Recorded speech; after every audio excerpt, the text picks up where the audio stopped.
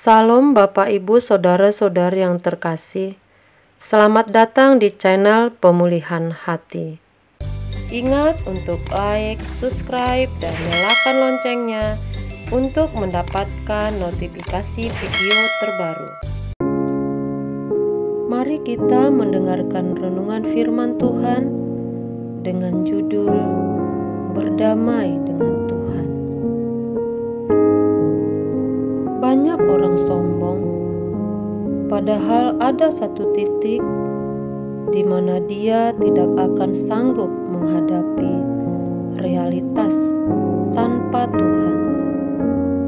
Saat-saat seperti itu, harapan kita hanya Tuhan. Tetapi kalau kita tidak jauh-jauh hari membangun hubungan dengan Tuhan secara benar, maka kita tidak akan pernah memiliki Dia. Di Alkitab jelas tertulis, Tuhan berkata, "Aku tidak kenal kamu, enyahlah kamu dari hadapanku." Makanya sekarang ini, selama kita masih memiliki kesempatan, berdamailah dengan Tuhan. Tidak ada yang bisa menemani kita kecuali Tuhan. Ini adalah realitas yang suatu hari setiap kita pasti mengalaminya. Kalau kita asuransikan mobil, belum tentu kita tabrakan dan belum tentu kita menabrak. Tapi kita asuransikan pabrik, rumah yang belum tentu terbakar dan tidak diharapkan terbakar, kita tetap mengasuransikan. Mengapa untuk hal yang pasti bahwa kita akan pulang sendiri tanpa siapapun, kita tidak mempersiapkan diri dengan baik? Mazmur 73 ayat 25-26 mengatakan, "Siapa gerangan ada padaku di surga selain Engkau? Selain Engkau, tidak ada yang kuingini di bumi." Raja Saul yang tadinya dipilih menjadi raja, tetapi tidak dengar-dengaran. Ia mengadakan korban bakaran yang mestinya dilakukan oleh seorang nabi atau imam. Tapi Raja Saul melakukannya dengan melakukan atau mengadakan korban. Dia mengambil alih kedudukan seorang imam atau nabi. Dia tidak bergantung kepada Allah dan menunggu dengan sabar kedatangan Samuel. Dia tidak menghormati Tuhan, maka Samuel meninggalkannya. Kalau Tuhan sudah mengetuk palunya, maka tidak ada yang bisa membatalkan. Kalau orang sudah sampai tingkat menghujat Roh Kudus, tidak ada orang yang bisa memperbaikinya. Sadarkah kita bahwa sebagian kita ini sebenarnya sedang menuju level menghujat Roh Kudus? Sekarang belum. Kita mendukakan Roh Kudus, tapi kalau mendukakan terus-menerus, maka kita memadamkannya. Kalau kita memadamkan Roh Kudus, maka selanjutnya kita sudah menghujat. Ketika kita mendukakan Roh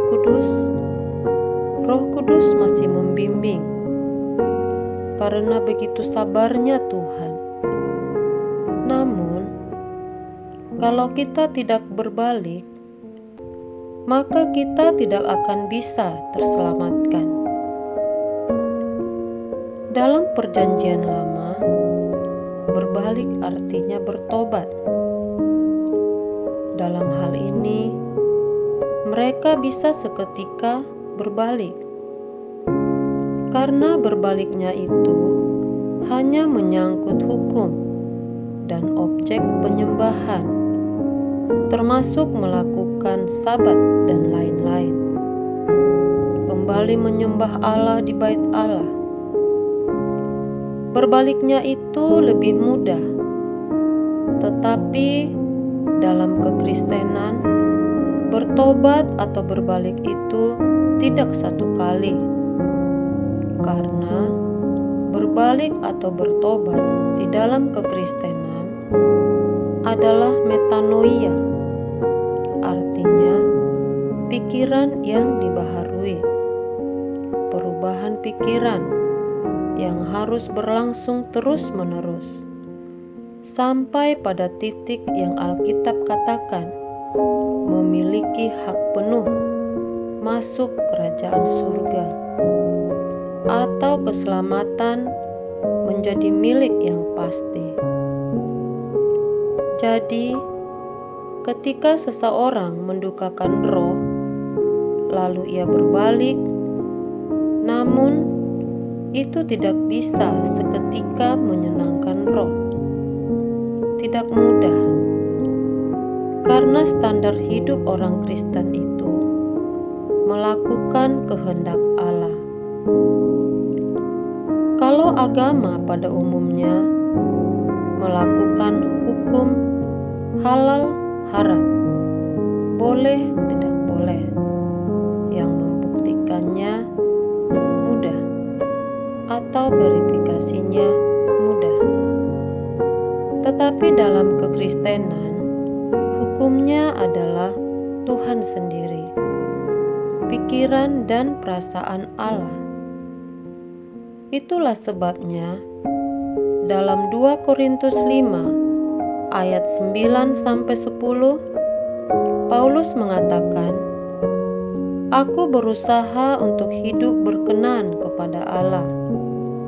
Ukurannya, Tuhan berkenan atau tidak berangkat dari pikiran dan perasaan Allah, dan itu sinkron, presisi, tepat dengan kehendak Allah, bukan tulisan verbal atau hukum. Dan untuk bisa melakukan kehendak Allah, perlu perubahan pikiran terus-menerus. Jadi, orang yang berpikir nanti suatu hari ia akan sungguh-sungguh mulai bertobat, mungkin ia tidak akan punya waktu yang cukup untuk mengejarnya.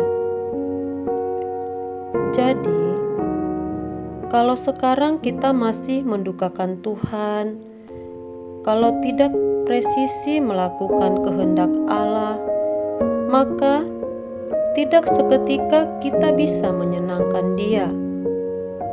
Ini soal perasaan dan pikiran, bukan soal dulu membunuh, sekarang tidak membunuh. Tapi perubahan cara berpikir ini terus membuat kita mampu memiliki pikiran dan perasaan Allah, sehingga segala sesuatu yang kita lakukan sesuai dengan pikiran perasaan Allah. Itulah sebabnya dalam Filipi 2 ayat 5-7 dikatakan agar kita memiliki pikiran dan perasaan Kristus. Jadi, jangan menunda. Suatu kali kita akan tidak punya kesempatan lagi. Sekarang atau tidak usah sama sekali. Kita harus berpikir begitu. Menyenangkan Tuhan itu dimulai dari perkara-perkara kecil. Lakukan itu. Berdamailah dan berurusanlah dengan pribadi yang tidak kelihatan. Namun sejatinya, ia hidup dan nyata. Maka, dalam segala hal yang kita lakukan, selalu kita pertimbangkan apakah yang kita lakukan ini berkenan di hadapan Tuhan atau tidak. Kalau kita memperkarakan dengan sungguh-sungguh, tidak mungkin Roh Kudus tidak memberitahu. Jangan sampai di ujung maut, baru nanti kita tidak disertai Allah, karena memang kita tidak menyertai Allah. Jangan berpikir Tuhan itu selalu baik dan murah hati. Betul, Allah itu baik dan murah hati. Tapi kalau kita menyia-nyiakan anugerahnya, Tuhan bisa berkata, "Aku tidak kenal kamu." Seperti firman Tuhan katakan, kalau hari ini engkau mendengar suaranya, jangan mengeraskan hatimu. Demikian renungan ini kiranya dapat memberi pencerahan bagi kita semua. Tuhan Yesus memberkati.